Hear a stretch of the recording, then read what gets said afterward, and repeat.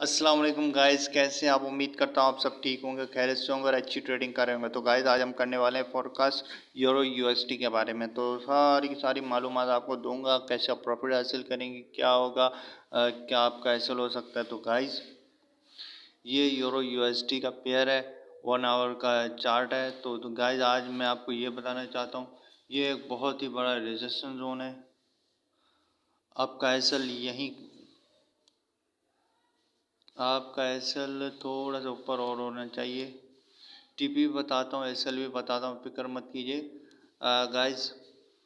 आपका SL almost ये होगा, ये जो जहाँ पे ये आपका एसएल है, या हाई से 770 पे ऊपर एसएल है आपका। और ये जो येलो लाइन है ना, ये आपकी है टीपी ऑलमोस्ट 1200 1250 पिप, ठीक है। 1250 पिप का आपका ऑलमोस्ट एसएल है। तो आपने इसको सेल कर देना है, ठीक है ना।